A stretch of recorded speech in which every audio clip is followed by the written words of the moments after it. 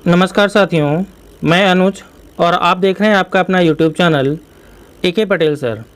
तो सबसे पहले आप सभी को शारदीय नवरात्र की हार्दिक शुभकामनाएं। आज से नवरात्र हमारे प्रारंभ हो रहे हैं, तो आज हम अपना क्लास यहाँ पे स्टार्ट करते हैं। देखिए आज हमारी क्लास क्या है, जो एनटीपीसी का जो पेपर होने वाला है रेलवे का, उसके स्टेज फर्स्ट के कुछ क्वेश्चंस यहाँ पर हमने सेलेक्ट किए हैं। आज डेट हमारी है 17 अक्टूबर 2020। तो उस डेट के हम क्वेश्चंस यहाँ पर हम कुछ करने वाले हैं। 15 से 20 क्वेश्चंस की एक सीरीज है जो हम करेंगे, और ये हम सीरीज आगे जैसे अभी तक सीरीज कंटिन्यू कर रहे थे वैसे ही हम इसको भी आगे कंटिन्यू कर रहे हैं यहाँ पर। तो चलिए हम लोग देखते हैं हमारा अपना पहला क्वेश्चन नंबर 1। इसकी जो पीडीएफ्स हैं वो हमारी जो है इसी टेलीग्राम चैनल पर आपको मिलेंगी। और आपको अगर वीडियो अच्छा लग रहा है तो सभी लोग चैनल को सब्सक्राइब करिएगा, वीडियो को लाइक करिएगा, कमेंट करिएगा। चलिए देखते हैं क्वेश्चन नंबर पहला। क्वेश्चन में बोला गया है एक समबाहुभुज का प्रत्येक बहिष्कोण 9 डिग्री है, तो बताइए समबाहुभुज की कितनी भुजाएं हैं। तो इसको पहले छोटा कर लेते हैं यहाँ पर हम। देखिए क्वेश्चन में बोला गया कि समबाहुभुज का प्रत्येक बहिष्कोण 9 डिग्री है, तो बताइए इसकी भुजाएं कितनी हैं। तो समबाहुभुज का जो प्रत्येक एक्सटीरियर एंगल होता है, तो प्रत्येक जो बहिष्कोण होता है उसकी वैल्यू होती है 360 डिवाइड बाई n। बात समझ रहे हैं यहाँ पर। समबाहुभुज का जो प्रत्येक बहिष्कोण होता है वो होता है 360 बटे n, और इसका जो मान दिया गया है वो दिया है 9 डिग्री। ठीक है ना। तो अगर इसको सॉल्व करेंगे 9 से काटेंगे, इधर आ जाएगा कितना 40। तो n इक्वल टू कितनी हो जाएंगी 40, और यही इस क्वेश्चन का क्या हो जाएगा आंसर। तो यानी कि इसकी भुजाओं की संख्या हो जाएगी 40। ठीक है, ऑप्शन नंबर 20 क्वेश्चन का राइट आंसर हो जाएगा। आपको यहाँ पर ये बता दें कि ये क्वेश्चन जो है एनटीपीसी के क्वेश्चंस बहुत आसान है। ठीक है, बहुत आसान से क्वेश्चन आने हैं। बस आप लोग अगर केवल धैर्य के साथ इस वीडियो को देखेंगे, जो भी चीज़ हम यहाँ पर पढ़ा रहे हैं उस चीज़ को अगर आप बहुत ध्यान से पढ़ेंगे तो ऐसा कोई भी क्वेश्चन नहीं होगा जो आप लोग ना कर पाए क्वेश्चन। ठीक है, बस आपको कोई प्रैक्टिस करनी है। जिस हिसाब से हम आपको यहाँ पे क्वेश्चन कराते जा रहे हैं, बस आप क्वेश्चन पढ़ते रहिए। और अगर आपको चीज़ों में नहीं लग रहा है कि अगर ये चीज़ें अभी आपको लग रहा है कि डाउट में है चीज़ें, या फिर जो हम बता रहे हैं वो आपको नहीं उचित लग रहा है, तो आप एक बार प्रीवियस ईयर पेपर उठा के देखिएगा, आपको सारी की सारी चीज़ें एज इट इज़ मिलेंगी। तो बिल्कुल जैसा हम आपको पढ़ा रहे हैं मैथ्स में वैसा पढ़ते चलिएगा, आपको एकदम बेड़ा पार हो जाएगा सभी का। तो क्वेश्चन नंबर 2 देखिए सभी लोग। क्वेश्चन नंबर 2 में बोला गया है कि निम्नलिखित में कौन सा 0.56 बार के समतुल्य है, दशमलव पुनरावृत्ति को प्रदर्शित करता है। तो इसमें देखिए बहुत आसान सी प्रक्रिया होती है कि 0.56 इसके ऊपर ये बार लगा हुआ है। इसका मतलब ये होता है, हमने आपको बताया था ये चीज़, जो लोग हमसे ऑफलाइन में पढ़ चुके हैं, कि जिन संख्याओं के ऊपर बार लगा होता है ना, तो वो बार हटाने के बाद नीचे उतने ही बार 9 आ जाता है। कितना आ जाता है 9 आ जाता है। तो इसकी वैल्यू हो जाएगी 56 बटे 99, और यानी कि इसका ऑप्शन नंबर सी इसका सही आंसर हो जाएगा। बात समझ रहे हैं ना। यानी कि जितने संख्याओं के ऊपर बार का सिंबल ये लगा होता है उस बार के सिंबल को हम वहाँ पर हटा देते हैं और उतनी ही बार 9 आ जाते हैं, और ये आंसर हो जाता है। और इसकी टोटल 3 से 4 कंडीशंस होती हैं, वो जब हम आगे क्वेश्चंस आते रहेंगे तो हम आपको बताते रहेंगे। ठीक है, क्वेश्चन नंबर 3 देखिए सभी लोग। बोला गया है कि दिए गई संख्याओं का सही आरोही क्रम कौन सा है, यानी कि एग्जैक्ट जो है असेंडिंग ऑर्डर। देखो यहाँ पे क्वेश्चन आपको बाइलिंगुअल हम दे रहे हैं, यहाँ पर इंग्लिश और हिंदी में दे रहे हैं। जिनको इंग्लिश में दिक्कत है वो हिंदी पढ़ें, जिनको हिंदी में दिक्कत है इंग्लिश में पढ़ें। यहाँ पे बोला गया है कि संख्याओं का असेंडिंग ऑर्डर क्या है। असेंडिंग ऑर्डर हम देख लेते हैं यहाँ पर। तो सबसे पहले अगर आप इस क्वेश्चन को देखेंगे यहाँ पर, तो आप ये देख रहे होंगे कि यहाँ पर 4 के चारों जो ऑप्शन है ए बी सी डी, चारों ऑप्शन में संख्याएं सेम है यहाँ पर सेम। तो हम संख्याओं को यहाँ पर अगर सेम होती हैं तो क्वेश्चन आपके लिए बहुत आसान हो जाता है। देखिए यहाँ पर क्वेश्चन लिख रहे हैं यहाँ पर 1/3, 4/15, 0.33 ये लिखा हुआ है यहाँ पर। तो आपको यहाँ पे एक काम करना होता है ना कि इन सभी संख्याओं को आप दशमलव में चेंज कर लीजिए। किस में चेंज कर लें हम, दशमलव में चेंज कर लें। तो अगर आप 1/3 को दशमलव में चेंज करेंगे ना तो इसकी वैल्यू आ जाएगी 0.333। ठीक है ना, इसका मान आ जाएगा 0.333। अगर आप इस 4/15 को अगर आप दशमलव में करेंगे तो इसका मान आएगा 0.266। क्लियर हो रहा होगा। और ये तो आपका ऑलरेडी 0.333 लिखा हुआ है यहाँ पर। तो अब आप ये देखिए यहाँ पर कि ये बड़ा है, ये बड़ा है, ये बड़ा है। अब आप यहाँ पर आसानी से पता कर सकते हैं कौन सी संख्या बड़ी है और कौन सी संख्या छोटी है। आरोही क्रम का मतलब होता है छोटे से बड़े की तरफ, यही आरोही क्रम होता है। तो देखिए, तो सबसे छोटी संख्या हमारी कौन सी है, ये वाली सबसे छोटी संख्या है। तो सबसे पहले हमारा आ जाएगा 4/15 आ जाएगा यहाँ पर। फिर ये वाला सिंबल लगाएंगे यहाँ पर। ठीक है, यानी कि इज लेस देन उसके बाद आएगा उससे बड़ी संख्या कौन सी है 0.33, और उससे जो है बड़ी संख्या कौन सी है 1/3, और ये इस क्वेश्चन का यहाँ पर क्या हो जाएगा राइट आंसर हो जाएगा। बात समझ रहे हैं ना। तो इसके अनुसार अगर हम देखें 4/15 0.33 1/3, यानी कि इसके अकॉर्डिंग जो आपका राइट आंसर आ रहा है वो ऑप्शन नंबर सी इसका सही आंसर आ रहा है। क्वेश्चन क्लियर हो रहा होगा ना सभी का। तो बस आप संख्याओं को दशमलव में चेंज करिए, वैल्यू को सॉल्व करिए और आपका आंसर आ रहा होगा। चलिए बढ़ते हैं अपने क्वेश्चन नंबर 4 की तरफ। यहाँ पर 4 क्वेश्चन क्या कह रहा है। क्वेश्चन में बोला गया है 1 सेंटीमीटर त्रिज्या तथा 2 सेंटीमीटर ऊंचाई के लंब वृत्तीय बेलन का आयतन घन सेंटीमीटर में कितना होगा। तो आपको यहाँ पर ये पता होगा कि लंब वृत्तीय बेलन का जो आयतन होता है उसका फॉर्मूला क्या होता है। उसका फॉर्मूला होता है πr²h। आप इस फॉर्मूले को याद कर लीजिए सभी लोग। 2D यानी मेंसुरेशन में जो 2D और 3D फिगर्स के फॉर्मूले सभी लोग फॉर्मूले याद कर लीजिए। क्वेश्चन आपके लिए बहुत आसान लगने लगेंगे। तो देखिए आपको बोला गया है कि पाई का मान आपको 22/7 लेना है, तो आप यहाँ पर करेंगे 22/7 इंटू आर की वैल्यू कितनी है। देखो त्रिज्या यहाँ पर दी हुई थी 1 सेंटीमीटर, तो 1 का स्क्वायर हो जाएगा, इंटू एच कितनी दी हुई थी 2 सेंटीमीटर, इसको करेंगे यहाँ पर 2 सॉल्व करेंगे, इधर आ जाएगा 22/7 इंटू में 2 इंटू 1 का मतलब 2 कितना हो जाएगा 44/7, और ये इस क्वेश्चन का राइट आंसर हो जाएगा। मतलब ऑप्शन नंबर डी इस क्वेश्चन का राइट आंसर हो रहा होगा 44/7 सेंटीमीटर क्यूब। क्लियर होगा, हो गया ना सभी का। तो आपको अगर ये फॉर्मूला यहाँ पर अगर याद था तो क्वेश्चन आपका आसानी से सॉल्व हो रहा होगा यहाँ पर, ठीक है। तो चलिए बढ़ते हैं अपने अगले क्वेश्चन यानी क्वेश्चन नंबर 5 की तरफ। क्वेश्चन नंबर 5 हमारे क्या कह रहा है यहाँ पर, देखिए सभी लोग।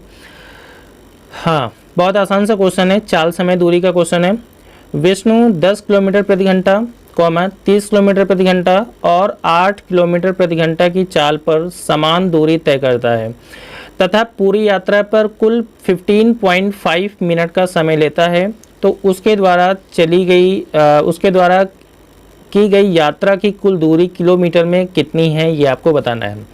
तो देखिए यहाँ पर ऐसे क्वेश्चंस बहुत आसान होते हैं, इनका तरीका देखिए सभी लोग। सबसे पहले आप यहाँ पर ये देखिए सभी लोग, बोला गया है कि यहाँ पर जो दूरी तय हो रही है वो समान दूरी तय हो रही है, ठीक है ना। कितनी दूरी तय हो रही है, समान दूरी। इसका मतलब ये मान लेते हैं कि देखो 3 चाल हैं। पहली जो चाल हमारी S1 है वो हमारी दी हुई है 10 किलोमीटर पर आवर दी हुई है। सेकंड चाल जो S2 दी हुई है वो दी हुई यहाँ पर 30 किलोमीटर पर आवर दिया हुआ है, और जो तीसरी चाल S3 है वो दिया हुआ है हमारा 8 किलोमीटर पर आवर। 3 चालें दी गई हैं और बोला गया है कि तीनों चालों पर समान दूरी तय करता है। तो मान लेते हैं इस चाल पर भी 1 किलोमीटर चलता है और इस चाल पर भी 1 किलोमीटर चलता है, इस चाल पर भी 1 किलोमीटर चलता है, यानी कि टोटल वो 3 किलोमीटर चलता है। हम ऐसा मान लेते हैं यहाँ पर, ठीक है ना। यानी कि यहाँ पर जो हमने 111 माना है, ये माना है हमने, ये कोई एग्जैक्ट संख्या नहीं है, ठीक है ना। अब देखिए यहाँ पर बोला गया है कि कुल समय दिया गया है 15.5 मिनट का समय। तो आप ये बताइए समय बराबर क्या होता है, टाइम इक्वल टू होता है समय बराबर होता है दूरी डिस्टेंस डिवाइड बाय स्पीड, यही होता है नहीं होता है यहाँ पर। तो अगर यहाँ पर देखिए सभी लोग, अगर उसको देखेंगे पहली चाल तय करने में कितना समय लगा, तो समय बराबर होता है दूरी बटे चाल, हो जाएगा यहाँ पर, प्लस दूसरी दूरी तय करने में कितना समय लगा 1/30 हो जाएगा, प्लस तीसरी दूरी तय करने में 1/8 लगा यहाँ पर। और जबकि टोटल कितना समय लग रहा है, टोटल समय लग रहा है 15.5, और मिनट लग रहा है, मिनट को घंटे में चेंज करेंगे तो यहाँ पर बटे में कितना आ जाएगा 60 आ जाएगा ना सभी का। इसको देखिए यहाँ पर थोड़ा सा हम और सॉल्व करते हैं, यहाँ पर एक स्टेप और आगे बढ़ते हैं। आशा है कि ये जो स्टेप हमने यहाँ पर लिखा हुआ, ये वाला जो स्टेप लिखा हुआ, ये वाला स्टेप सभी का समझ में आ रहा होगा, बिल्कुल क्लियर हो गया होगा। ये यहाँ पर 15.5 डिवाइड बाई 60 लिखा हुआ है। तो अगर आप इसको सॉल्व करने स्टार्ट करेंगे तो देखो यहाँ पर क्या करते हैं, 10, 30 और 8 का एलसीएम ले लेते हैं। तो टोटल जो एलसीएम आता है, थोड़ा सा नीचे की तरफ बढ़ रहे हैं यहाँ पर हम, जो टोटल एलसीएम आता है वो एलसीएम आता है 240 आएगा यहाँ पर। तो 10 से डिवाइड करेंगे 240 को, तो इधर आएगा आपका 24 प्लस में 8 प्लस में, यानी 30 से भाग करेंगे 240 को 8 बार जाएगा, और 8 से भाग करेंगे तो 30 आएगा, बराबर में कितना आएगा 15.5 डिवाइड बाई 60 हो जाएगा। 60 से काटेंगे ये जाएगा 4 बार, ठीक है। अब इन सभी संख्याओं को जोड़िए, 24, 8 और 30 मिलाकर कितने हो रहे हैं टोटल, ये हो रहे हैं 62 इक्वल टू, ये देखो इधर जाएगा मल्टीपल में तो 15.5 का जब 4 से मल्टीपल करेंगे तो ये भी आपका 62 आएगा, तो 1 इक्वल टू में कितना आ रहा है, 1 आ रहा है, ठीक है ना। आप क्वेश्चन देखिए यहाँ पर क्या बोला गया, 1 इक्वल टू 1 आ रहा है, तो क्वेश्चन बोला गया था कि कुल दूरी कितनी तय की गई थी, तो कुल दूरी देखो हमने कितनी मानी थी 3, तो 3 की वैल्यू का निकालना है, 3 में 1 का गुणा करेंगे तो कितना आएगा 3 किलोमीटर, और ये आपका यहाँ पर हो जाएगा आंसर, यानी कि इसके अकॉर्डिंग ऑप्शन नंबर बी आपका राइट आंसर हो जाएगा। क्लियर हो गया, नहीं हो गया, देखो थोड़ा सा जूम आउट कर देते हैं, कुछ चीज़ें आपको यहाँ पे थोड़ी सी क्लियर हो जाए, यहाँ पर क्लियर दिखे यहाँ पर आपको। तो आशा ही क्वेश्चन आप सभी लोग समझ रहे होंगे। चाल समय दूरी जिन विद्यार्थियों ने अच्छे से पढ़ा है उनके लिए क्वेश्चन एकदम हलवा सा था, एकदम क्वेश्चन बहुत आसानी से आप लोग इसको कर सकते हैं, बहुत एकदम सिंपल सा पैटर्न था यहाँ पर, ठीक है। तो चलिए, अगर आपको क्वेश्चन क्लियर नहीं हो रहा है तो क्वेश्चन को या वीडियो को पॉज करिएगा, वीडियो को 1 से 2 बार देखिए आप सभी लोग, क्वेश्चन आपका क्लियर हो जाएगा। अगर फिर भी क्लियर नहीं हो रहा है तो आप कमेंट बॉक्स में आप हमें कमेंट करके बताइए, हम आपको पूरी तरीके से दोबारा इसको समझाने की कोशिश करेंगे, ठीक है ना। तो बढ़ते हैं अपने अगले क्वेश्चन नंबर 6 की तरफ। यहाँ पर क्वेश्चन बोला गया है कि ईशान का एक अच्छे श्रमिक की तरह कमल से 2 गुना कार्य है तथा दोनों साथ मिलकर एक कार्य को 29 दिनों में समाप्त करते हैं, तो बताइए कमल इस प्रकार कितने दिनों में समाप्त करेगा। देखिए 2 लोग हैं यहाँ पर, एक व्यक्ति है ईशान और एक व्यक्ति है कमल, इनकी इफिशियंसी की बात की जा रही है। आपसे बोला गया ईशान जो है कमल से 2 गुना अच्छा है, तो ईशान 2 गुना अच्छा है, तो अगर किससे 2 गुना है, कमल से, अगर कमल को हम 1 मानेंगे तो ईशान हमारा कितना हो जाएगा, 2 हो जाएगा, नहीं हो जाएगा।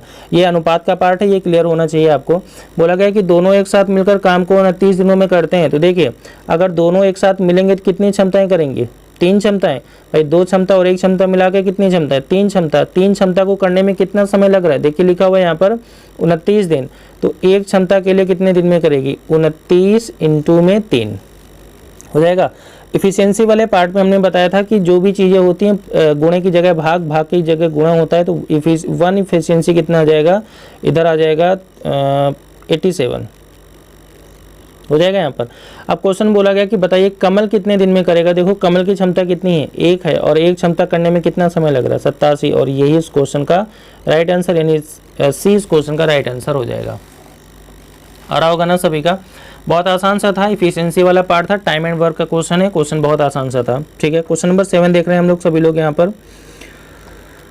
क्वेश्चन बोला गया कि दीक्षा ने प्रतिवर्ष 5% साधारण ब्याज से 500 रुपये उधार लिया, वह 4 साल के बाद अपने स्वामित्व को कितने रुपए चुकाएगी, ठीक है।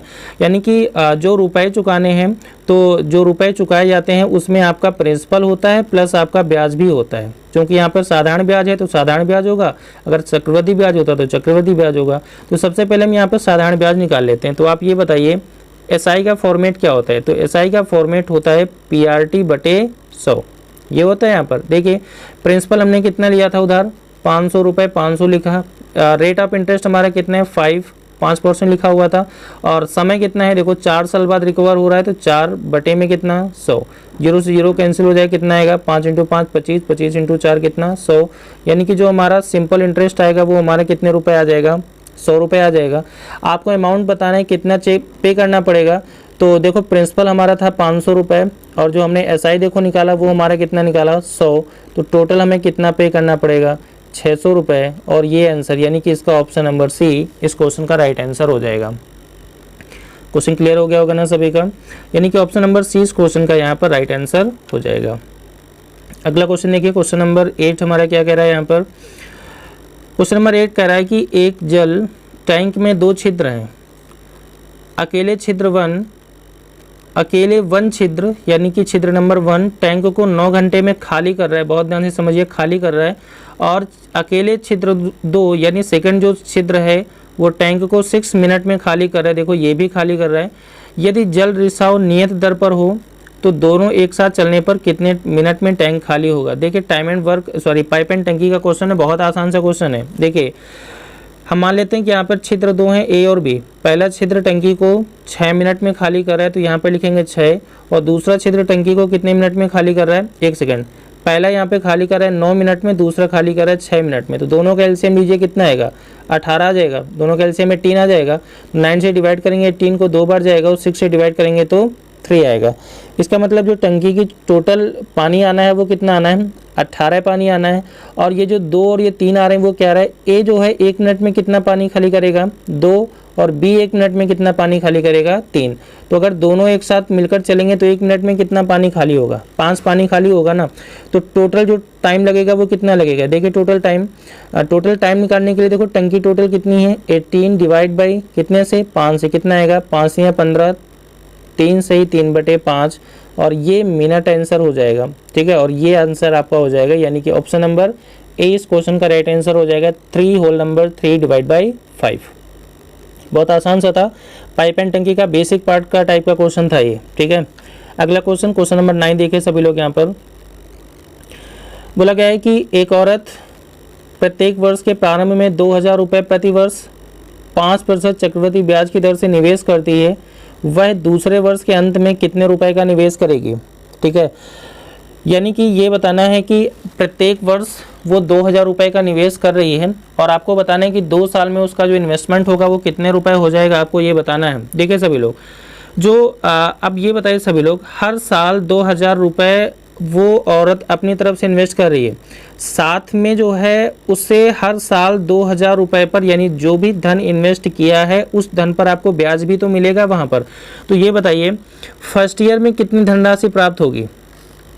अगर हम बात करें कि फर्स्ट ईयर के यानी पहले वर्ष के अंत में उसे कितनी धनराशि प्राप्त होगी, तो पहले वर्ष के अंत में उसे टोटल निवेश यानी कि जो भी इन्वेस्टमेंट होगा वो प्राप्त होगा, प्लस पहले वर्ष का साधारण ब्याज प्राप्त होगा नहीं होगा।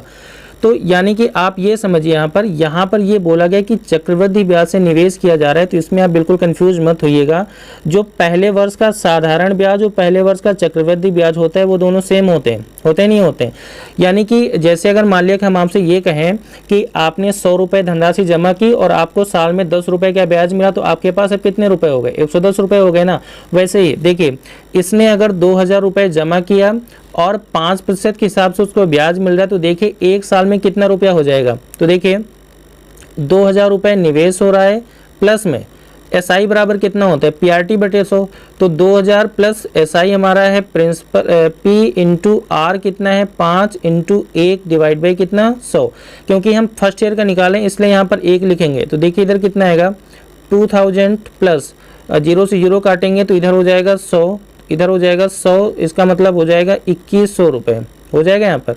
यानी कि पहले वर्ष के लास्ट में उसे कितने रुपए मिलेंगे, सिर्फ और सिर्फ 2100 रुपये मिला होगा। ठीक है, लेकिन आपसे बोला गया कि दूसरे वर्ष के अंत में कितना रुपया मिलेगा। तो देखिए दूसरे वर्ष के अंत में कैसे निकालेंगे, तो अगर हम सेकेंड ईयर में देखेंगे तो सेकेंड ईयर में फिर वही काम होगा, जितना निवेश होगा और जितना ब्याज होगा वही तो उसे मिलेगा ना। देखिए निवेश कितना करे, देखो अब इस बार निवेश कितना करेगी 2100 रुपये ये निवेश करेगी, प्लस में 2000 रुपये देखो हर साल निवेश करे तो ये भी तो निवेश करेगी ना, तो ये इतना इन्वेस्टमेंट हो गया, और प्लस ब्याज कितना होगा इसी निवेश पर तो ब्याज मिलेगा ना। तो यानी कि टोटल निवेश कितना हो गया 4100 इंटू में 5 इंटू में 1 बटे में कितना 100, 0 से 0 कैंसिल, 5 से गुणा करिए कितना आएगा, तो इधर आपका हो जाएगा 4100 प्लस में 205। तो अगर इसको इधर देखो लिख रहे हैं यहाँ पर 4100 205 जोड़ेंगे तो यहाँ पे आएगा 4305 रुपये, और ये आंसर हो जाएगा। ठीक है ना, यानी कि दूसरे वर्ष के अंत में उसे कितने रुपए हो जाएंगे 4305, यानी ऑप्शन नंबर ए इसका राइट आंसर हो जाएगा। क्वेश्चन क्लियर हुआ नहीं क्लियर हुआ? अगर नहीं क्लियर हुआ है तो आप जो है इस वीडियो को पॉज करिएगा, दोबारा से वीडियो को देखिएगा, क्वेश्चन आपका 100% क्लियर हो जाएगा, इसमें कोई भी डाउट वाला पार्ट नहीं है। ये साधारण ब्याज का क्वेश्चन है, और साधारण ब्याज और चक्रवृद्धि ब्याज का जब कंबाइंड पार्ट हम लोग पढ़ रहे होते हैं तो वहाँ पर इस टाइप के क्वेश्चन हम आपको कराते हैं। ठीक है, जिन लोगों ने ऑफलाइन बैचेस पढ़े होंगे वहाँ पर उनको हमने शायद इस टाइप के क्वेश्चन कराए होंगे, तो थोड़ा सा कॉपी पलटिएगा, चीज़ें आपको वहीं पर मिलना स्टार्ट होंगी। थोड़ा सा जूम आउट कर दे रहे हैं, चीज़ें आपको और क्लियर हो जाएंगी। ये देखिए सभी लोग इसको देख लीजिएगा, तो इस क्वेश्चन का आंसर आ जाएगा 4305 रुपये। ठीक है, चलिए बढ़ते हैं अगले क्वेश्चन नंबर 10 की तरफ। क्वेश्चन नंबर 10 हमारा क्या कह रहा है, क्वेश्चन नंबर 10 में बोला गया है कि 2, 3 और 6 का चौथा समानुपाती कितना है। देखिए सभी लोग, चौथा समानुपाती बताना है तो इसको ऐसे ही तो लिखेंगे 2:3 समानुपात 6:x, ये हम लिखते हैं यहाँ पर। तो यही होता है ना, पहली गुणित आखिरी, दूसरी गुणित चौथी, दूसरी गुणित तीसरी।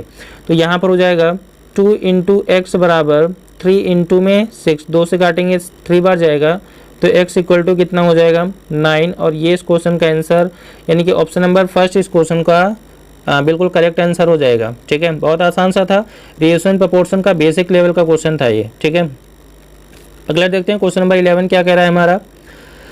क्वेश्चन नंबर 11 में बोला गया है कि मिस्टर मूर्ति, ये देखो यहाँ पर मूर्ति लिखा हुआ है, मिस्टर मूर्ति एक योजना में 16,000 रुपये का निवेश करते हैं, वह वयस्क होने पर कितना धन प्राप्त करेगा यदि वह इसे 9 महीने के लिए 20% 20% चक्रवृद्धि ब्याज की दर से निवेश करता है।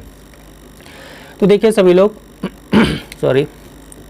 तो अगर इसको देखेंगे यहाँ पे देखो टोटल हमारा जो टाइम लग रहा है वो कितने महीने लग रहा है, जो हमारा टाइम लग रहा है वो यहाँ पर 9 महीने का समय लग रहा है टोटल। ठीक है, और ब्याज की दर कितने परसेंट है, 20%, वो भी वार्षिक है। अगर हमारी देखो वार्षिक जो ब्याज की दर है अगर हमारी 20% है तो हमें चाहिए कितने महीने, 9 महीने है ना, तो इसका मतलब हम इसको तिमाही ब्याज की दर में कन्वर्ट करते हैं। तो हमारी तिमाही ब्याज की दर कितनी होगी, देखो एक वर्ष में 4 तिमाही होती हैं, तो यहाँ पर इसको आप 4 से भाग करेंगे तो हमारी जो तिमाही हो जाएगी वो कितने परसेंट हो जाएगी, 5% तिमाही। ये 50 नहीं लिखा हुआ है, 5 लिखा हुआ है, इसको देखो मिटा के हम लिख देते हैं यहाँ पर, ये हो जाएगा 5% तिमाही आपका यहाँ पर ब्याज हो जाएगा नहीं हो जाएगा। तो अगर इस 5% को देखें, 5% को अगर सॉल्व करें तो 5% का मान होता है 1/20, होता है नहीं होता है। अब देखो क्वेश्चन आपके लिए बहुत आसान हो गया। टोटल हमारा ब्याज समय कितना महीना था, 9 महीना था।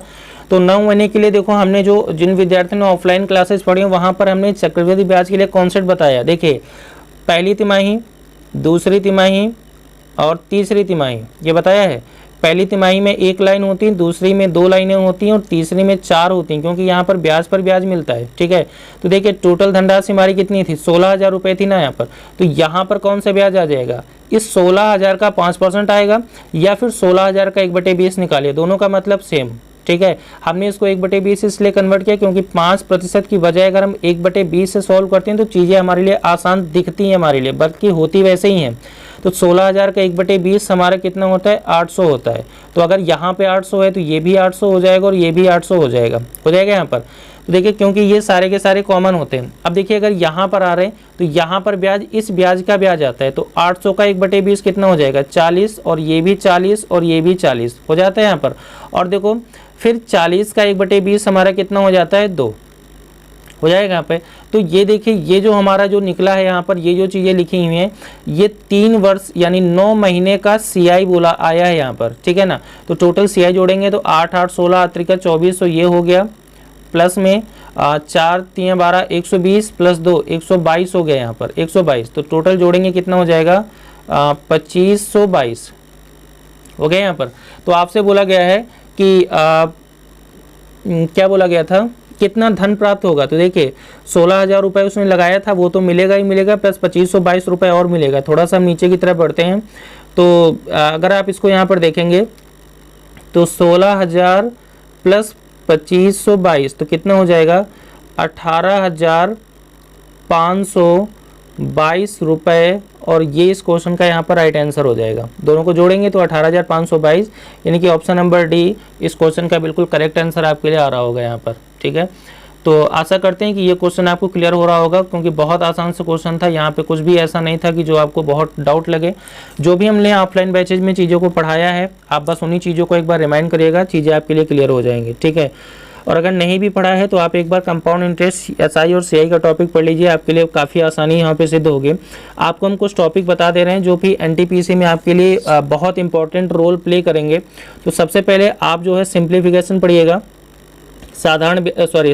सरलीकरण जो कि संख्याओं के कैलकुलेशन के क्वेश्चन जरूर करिएगा सभी लोग, क्योंकि क्वेश्चन आते हैं। अभी आगे हम आपको दिखाएंगे कैसे क्वेश्चन आ रहे हैं यहाँ पर। सिंप्लीफिकेशन पढ़िएगा, परसेंटेज, प्रॉफिट एंड लॉस, अनुपात समानुपात, time and work, pipe and टंकी, चाल समय दूरी, और उसके बाद जो है आपके आ जाते हैं मेंसुरेशन के क्वेश्चंस। तो ये अगर टॉपिक पढ़ लेंगे ना तो ये क्वेश्चन आपके लिए बहुत इंपॉर्टेंट रोल प्ले करते हैं। ठीक है, कहीं ना कहीं 1 या 2 क्वेश्चन जरूर से ज़रूर आते हैं, तो आपको अगर इन चीज़ों को पढ़ेंगे तो आपके लिए ही बेनिफिशियल होंगी ये सारी चीज़ें। तो चलिए बढ़ते हैं अगला क्वेश्चन। क्वेश्चन नंबर 12 हमारा क्या कह रहा है यहाँ पर, एक वस्तु को 1 मिनट, एक वस्तु को 4% और 6% लाभ पर विक्रय करने से नकदी का अंतर 3 रुपये, दोनों के विक्रय मूल्य का अनुपात बताना है। देखिए यहाँ पर परसेंटेज दिया गया और यहाँ पर अनुपात पूछ रहा है, तो इस रुपए से हमारा यहाँ पर कोई मतलब नहीं होता, ये सिर्फ कन्फ्यूजन के लिए दिया गया है। 4% लाभ पर बेचा जा रहा है तो 104 हो जाएगा, 6% लाभ पर बेचा जा रहा है तो 106 हो जाएगा। दोनों का रेशियो निकाल दीजिए। देखो काटेंगे तो इधर हो जाएगा 52 और इधर हो जाएगा 53। ये 52/53 आपका आंसर हो जाएगा, यानी ऑप्शन नंबर सी इस क्वेश्चन का राइट आंसर हो जाएगा। ठीक है, क्वेश्चन नंबर 13 देखिए सभी लोग। आपसे बोला गया कि 3341 और 3328 का एचसीएफ बताइए। तो अगर आप तीनों का एचसीएफ बताएंगे तो एचसीएफ का निकालने का तरीका सभी को पता होगा। चाहे तो आप भाग विधि से एचसीएफ निकालिए, चाहे तो आप फैक्टर मेथड से एचसीएफ निकालिए। तो अगर आप यहाँ पे इनका एचसीएफ निकालेंगे तो आपका यहाँ पे एचसीएफ आ जाएगा 13 और ये इस क्वेश्चन का राइट आंसर हो जाएगा। देखो ये कैलकुलेशन आपको करनी पड़ेगी, ये कैलकुलेशन आपको करनी ही होगी, तभी आप इसका आंसर फाइंड आउट कर सकते हैं। यहाँ पर 13 राइट आंसर हो जाएगा। क्वेश्चन नंबर 14 देखिए सभी लोग। मिस्टर करण 15% की हानि पर 18,700 रुपये के लिए एक बस को बेचा, कितने रुपए में बेचे कि 15% का प्रॉफिट हो। देखिए पहले 15% लॉस पर बेची थी, तो अगर 15% लॉस पर बेचेंगे तो वस्तु जाएगी 85 में, क्योंकि हम मान लेते हैं कि हमारी वस्तु टोटल 100 रुपये में होती है, तो अगर इसमें 15% का नुकसान होगा तो 85 में जाएगी। हमारे अनुसार 85 में जा रही है, लेकिन क्वेश्चन में जा रही है 18,700 रुपये, तो 1 = कितना हो जाएगा 18,700 बेटे में कितना 85 हो जाएगा। लेकिन आपको बोला गया 15% प्रॉफिट चाहिए, तो अगर 100 में 15% का प्रॉफिट चाहिए तो वस्तु हो जाएगी 115। बस इसी को आप सॉल्व कर लीजिए, आपका आंसर हो जाएगा। और जब आप इस पूरे पैटर्न को सॉल्व करेंगे तो यहाँ पर आपकी वैल्यू हो जाएगी 25,300 और ये आंसर यानी कि एक सेकेंड, शायद यही आंसर इसका बनेगा। कैलकुलेशन करिएगा, शायद कुछ ना कुछ यहाँ पे 25,330 आ रहा होगा। ठीक है, तो शायद ऑप्शन नंबर सी इसका यहाँ पर राइट आंसर हो रहा होगा इधर। ठीक है, तो चलिए बढ़ते हैं अगले क्वेश्चन यानी क्वेश्चन नंबर 15 की तरफ। जल्दी से थोड़ा बढ़ेंगे क्योंकि वीडियो काफ़ी लंबा हो रहा है ये। जल्दी से बढ़ते हैं यहाँ पर क्वेश्चन नंबर 15। बोला गया कि एक मोबाइल की कीमत 6 मिनट के लिए 32 रुपये है, तो 4 मिनट के लिए इसका 4 मिनट के लिए लगभग कितने रुपए कीमत होगी। देखिए ये एक एक नियम का क्वेश्चन है। जैसे एक पेन का मूल्य 10 रुपये है तो बताइए 20 पेन का मूल्य कितना होगा, वैसे ही क्वेश्चन है। देखिए 6 मिनट के लिए मूल्य आपका 32 रुपये है, तो 1 मिनट के लिए मूल्य कितना होगा 32/6। आपको बोला 4 मिनट के लिए मूल्य कितना होगा 32/6 × 4। सॉल्व करेंगे 2 दूनी 4, 2 3 6, तो 32 दूनी 64/3। तो अगर इसको आप सॉल्व करने की स्टार्ट करेंगे तो 21.30 और ये इस क्वेश्चन का राइट आंसर यानी ऑप्शन नंबर ए इसका सही आंसर आ जाएगा। ठीक है, तो बहुत आसान क्वेश्चन आप देख रहे हैं कि केवल एक ही दो क्वेश्चन ऐसे आ रहे हैं जो कि जैसे अभी हम लोगों ने जो सबसे कठिन क्वेश्चन अभी तक हमने पढ़े हैं, जितने भी चीज़ें पढ़ी हैं वो चाल, समय, दूरी, स्पीड, टाइम, डिस्टेंस का क्वेश्चन जो थोड़ा सा टफ आया था, टफ नहीं था लेकिन थोड़ा सा था। और एक क्वेश्चन जो आया था यहाँ पर SI और CI के जो क्वेश्चन आ रहे हैं वो थोड़ा सा अच्छे लेवल के क्वेश्चन आ रहे हैं। तो देखिए अभी 2 ही टॉपिक थोड़ा सा इंपॉर्टेंट मिले यहाँ पर, बाकी तो बहुत आसान सी चीज़ें यहाँ पर आ रही हैं। क्वेश्चन नंबर 16 देखते हैं। यहाँ पर बोला गया है कि इसको सॉल्व करें। देखो ये सिंप्लीफिकेशन का क्वेश्चन है, अगर आप इसको नहीं कर पा रहे हैं तो बहुत ज़्यादा प्रॉब्लम आपके लिए होने वाली है। देखो 1112 डिवाइड बाई 139 माइनस में 5 सॉल्व करेंगे तो इधर 8 बार जाएगा, 8 - 5 = 3, यानी कि डी इस क्वेश्चन डी इसका जो है राइट आंसर हो जाएगा। यहाँ पर बात क्लियर समझ रहे हैं ना, यानी कि इसका जो सही आंसर हो जाएगा वो ऑप्शन नंबर डी हो जाएगा 3। ठीक है, अगला क्वेश्चन बढ़ रहे हैं यहाँ पर, क्वेश्चन नंबर 17 की तरफ बढ़ रहे हैं। यहाँ पर बोला गया है कि तीन व्यक्ति एक छिद्र 10 दिन में खोदते हैं, तो 5 व्यक्ति समान छिद्र कितने दिन खोदने के लिए कितना समय लेंगे। देखिए सभी लोगों ने, अगर आपने पढ़ा है कौन सा टॉपिक मिश्र समानुपात अगर आपने पढ़ा है, देखिए वहाँ पर M1 D1 करके कोई कंडीशन थी। देखिए पहली कंडीशन में बोला गया है, पहली कंडीशन में आदमी कितने थे 3 आदमी, कितना दिन लगा रहे हैं 10 दिन। दूसरे कंडीशन में क्या बोला गया है 5 व्यक्ति करेंगे कितने दिन में करेंगे ये बताना है। तो हमने बताया इन दोनों का डायरेक्ट मल्टीपल होता है यहाँ पर, तो 3 × 10 = 5 × x, 5 से काटेंगे 5 दूनी 10, x = कितना हो जाएगा 6, यानी कि ऑप्शन नंबर डी। कहीं कहीं पर आपको ये भी चीज़ें मिलेंगी M1 D1 = M2 D2। ठीक है, पैटर्न जो भी चीज़ यहाँ पर हम बता रहे हैं वही चीज़ यहाँ पर है, दोनों का मतलब बस रिप्रेजेंटेशन दूसरा है, बाकी है दोनों सेम चीज़ें। ठीक है, तो M1 D1 = M2 D2 अगर यहाँ पर वैल्यू रखेंगे तो भी आपकी वैल्यू 6 ही आ रही होगी, इसमें कोई भी दो राय नहीं। ठीक है, क्वेश्चन नंबर 18 देखिए, देखो ये भी सिंप्लीफिकेशन का क्वेश्चन है। सिंप्लीफिकेशन आप लोग जरूर से जरूर पढ़ लीजिएगा, बहुत ही आसान से क्वेश्चन आ रहे हैं यहाँ पर। देखिए 0.55 इंटू 4.5 डिवाइड बाई 0.81, दशमलव से दशमलव कैंसिल हो जाएगा, ठीक है। और ये दशमलव उठाएंगे 0 आ जाएगा, तो 9 से काटेंगे 5 आ जाएगा, 9 से काटेंगे इधर 90 आ जाएगा, ठीक है। तो इसको अगर और सॉल्व करेंगे यहाँ पर 5 से काटेंगे इधर 18 आ जाएगा, तो यहाँ पे आ जाएगा आपका 55 डिवाइड बाई 18, यानी कि ऑप्शन नंबर बी इस क्वेश्चन का यहाँ पर राइट आंसर हो जाएगा 55/18, ठीक है। तो बढ़ते हैं अगले क्वेश्चन, क्वेश्चन नंबर 19 की तरफ। यहाँ पर बोला गया है सिंप्लीफाई करना है 2x का होल स्क्वायर माइनस 2y का होल स्क्वायर माइनस 4x का होल स्क्वायर की वैल्यू को बताना है यहाँ पर। तो अगर आप इसको देखेंगे, अगर 2x के होल स्क्वायर को अगर सॉल्व करेंगे तो यहाँ पर आएगा 4x स्क्वायर, डायरेक्ट वैल्यू को लिख रहे हैं यहाँ पर हम। माइनस में 2y होल स्क्वायर को अगर सॉल्व करेंगे तो यहाँ पर आएगा 4y स्क्वायर, माइनस में 4x का होल स्क्वायर को सॉल्व करेंगे तो इधर आएगा 16x स्क्वायर हो जाएगा। यहाँ पर x स्क्वायर एक साइड में लाएंगे तो 4 में अगर 16 को घटाएंगे तो इधर आएगा माइनस में 12x स्क्वायर माइनस में 4y स्क्वायर, और यही इस क्वेश्चन का राइट आंसर हो जाएगा, यानी कि ऑप्शन नंबर सी इस क्वेश्चन का बिल्कुल एग्जैक्ट आंसर हो जाएगा। देखिए क्वेश्चन बहुत आसान है, बस आपको थोड़ा सा टाइम लग रहा है यहाँ पर सॉल्व करने के लिए। टाइम का मतलब ये, अगर आपकी प्रैक्टिस नहीं है तो चीज़ों में दिक्कत होगी, बाकी और कोई टाइम नहीं लग रहा है यहाँ पर। क्वेश्चन नंबर 20 की तरफ हम यहाँ पे बढ़ रहे हैं। यहाँ पर यदि sin x equal to 4/5 then find the value cosec x plus cot x की वैल्यू बतानी। देखो साइन अगर आ रहा है तो इसका साइन cos tan आ रहा है, इसका मतलब हम टिग्नोमेट्री में बढ़ रहे हैं। यहाँ पर टिग्नोमेट्रिक फॉर्मेट, टिग्नोमेट्री का मतलब ये टिग्नोमेट्री हमेशा समकोण त्रिभुज में फॉलो होती है। समकोण त्रिभुज में साइन की मतलब क्या होता है, साइन का मतलब होता है लंब बटे कर्ण, यानी कि परपेंडिकुलर डिवाइड बाय हाइपोटेन्यूज। इसका मतलब यहाँ पे लंब 5 है और कर्ण कितना है, सॉरी लंब 4 है और कर्ण कितना है 5, तो आधार कितना हो जाएगा 3। ये हमने कैसे निकाला, ये हमने पाइथागोरस प्रमेय से निकाला। यहाँ पर पाइथागोरस प्रमेय क्या कहती है, कर्ण स्क्वायर बराबर होता है लंब स्क्वायर प्लस आधार स्क्वायर। इसको हम बताएंगे नहीं, आपके लिए चीजें बहुत आसान है, सॉल्व करेगा सभी लोग। लेकिन यहाँ पर देखो वैल्यू बतानी है cosec x, यहाँ पर लिख रहे हैं cosec x प्लस में cot x की वैल्यू आपको बतानी। देखो cosec का मतलब होता है कर्ण बटे आधार, कर्ण बटे आधार का मतलब 5/4 प्लस cot x का मतलब होता है आधार बटे कर्ण, आधार बटे सॉरी एक सेकेंड, cosec x का मतलब होता है कि कर्ण बटे लंब होता है, ठीक है, 5/4 होता है। और cot x की वैल्यू होती है आधार बटे कर्ण, आधार बटे कर्ण का आधार बटे लंब का मतलब होता है 3/4। इसका मतलब हो जाएगा 8/4। सोल्व करेंगे तो इसकी वैल्यू आ जाएगी कितनी 2, और ये हो जाएगा यहाँ पर आंसर, ठीक है। इसका ऑप्शन नंबर सी इसका राइट आंसर हो जाएगा, ठीक है। अगर आपको यहाँ पे देखना है कि लंब बटे आधार लंब बटे कर्ण कब होता है, तो हिंदी मीडियम वाले विद्यार्थियों सभी ने पढ़ा होगा लाल बटे, ये पढ़ा होगा LAL बटे के। इसका मतलब ये साइन, ये कॉस, ये tan, cosec sec cot. L का मतलब लंब, A का मतलब आधार और K का मतलब कर्ण। तो साइन का मतलब लंब बटे कर्ण, आधार का मतलब आधार बटे सॉरी कॉस का मतलब आधार बटे कर्ण, टेन का मतलब होता है लंब बटे आधार। इसका उल्टा कॉसेक का मतलब कर्ण बटे लंब, सेक का मतलब कर्ण बटे आधार और कॉट का मतलब आधार बटे लंब। अगर उस ये पूरा फॉर्मेट आपको याद है तो यहाँ पर आपका आंसर हो जाएगा कितना आ जाएगा 2, और इस क्वेश्चन का राइट आंसर हो जाएगा, ठीक है। अगले क्वेश्चन की तरफ बढ़ रहे हैं। यहाँ पर हम क्वेश्चन नंबर 21 क्वेश्चन आज के लिए हम यहीं पे क्लास को एंड कर रहे हैं। क्वेश्चन इतने ही अभी हमने इस PDF में सिलेक्ट किए हैं, ठीक है। अगर आपको वीडियो अच्छा लग रहा है तो वीडियो को जो है लाइक करिएगा, चैनल को सभी लोग सब्सक्राइब करिएगा, मैक्सिमम चैनल को शेयर करिएगा, सभी लोग वीडियो को जितना हो सके मैक्सिमम शेयर करिए, ठीक है। हम आगे के ये कंटेंट हम आपको लगातार यहाँ पे प्रोवाइड करते रहेंगे, ठीक है। और सभी लोग जो है हमारे टेलीग्राम चैनल को ज़रूर ज्वाइन करिएगा, क्योंकि जो भी PDFs वगैरह आनी होती हैं वो सब इसी टेलीग्राम चैनल पर मिलेंगी।